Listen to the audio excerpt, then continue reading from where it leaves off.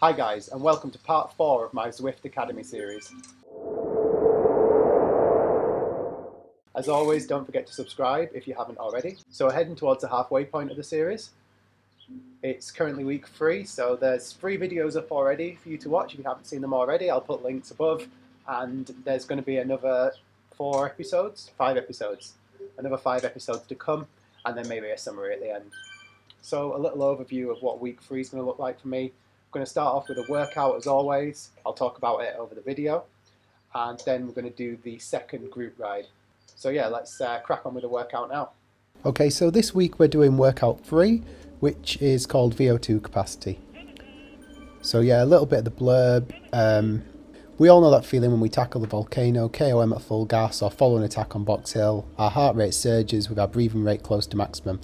Today's workout tests how deep you can go for 4 minutes, followed by how well you can recover from such efforts.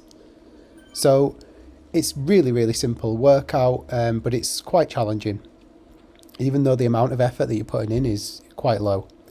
So you start off with a 9-minute normal warm-up, then 2 minutes rest, then you do 3 minutes at, what's that, about 80% of FTP, maybe just under.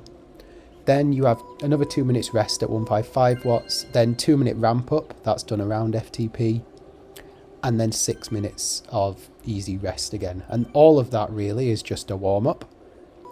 Then you go into your 4 minute free ride. So this is where you want to try and do the maximum you can maintain for 4 minutes.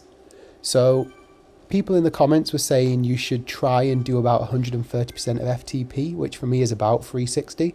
So I was just trying to keep the average 360, although I think towards the end of the 4 minute period, I really did drop off quite a bit.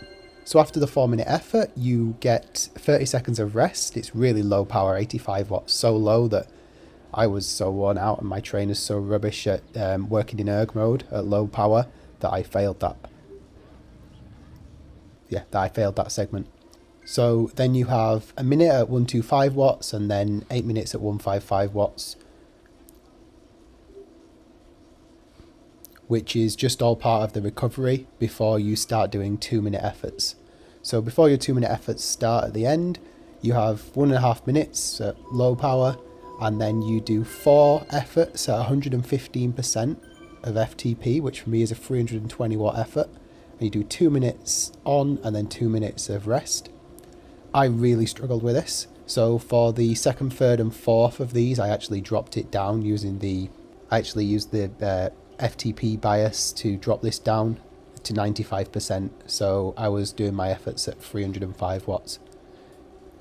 I decided that it's better to complete it than to fail it completely, and as everyone knows, once you start failing to make power and you're running on erg mode, then you just can't pedal anymore and you have to just stop. There's no alternative. So yeah, I dropped down to 305 watts just because I just didn't have it in me to complete them at 320 watts. I know it's not much, but it's just how I was feeling on the day. And then we finish off with a 5 minute cool down. So yeah, that's the workout for this week. So let's move on to the group ride now. Okay, so this is the group ride now. So there's not much to talk about really, it's pretty uneventful. I'm in the A class again, which is between 2.3 and 2.7 watts per kilogram. So for me, that's just keep it sort of just below 200 watts and you're good to go. But something that was interesting is one of the trainers who designed the workouts for Zwift Academy was in this session and he was answering some questions. So some people were asking about the segmented group rides that are going to be happening soon. And he gave us a little bit more information on them. So they're going to be easy group rides like these, but then they're going to be segments within these rides where you can try and perform at your best. And I guess this is what the people at Zwift Academy are going to be looking at when they're deciding who will win if you are going for the prize. So during the segmented rides, there's going to be 3 attempts at a sprint segment, and then there's going to be 1 KOM segment at the end. That's the first ride at least. So yeah, his advice was to ride as easy as you can during the ride and then really push in the segments. Then you can use the segments to find your weaknesses and then do the training sessions to fit. And he did give an example. He said workout 1 can be used to gauge your fitness, workout 5 can be used to build it, and then you can use the segmented rides to set virtual world time on a climb. which needs that energy system. So yeah, workout 1, 5 and the climb on the first segmented ride will sort of all relate to each other. So yeah, that's kind of interesting. Okay, so there's not much more to talk about at this ride. We just took it easy, there was quite a lot of chat, and yeah, it was good, and it was well needed recovery after what felt like a really hard workout the day before from me. So you've still got a fair few days to do these rides, and obviously you can do the workouts whenever you want if you don't want to do them in a group. But that's it for today's video, just a short one today. It's been quite an easy week. So yeah, thanks for watching, hope you enjoyed it. Please remember to subscribe if you haven't already, and I will catch you in the next one.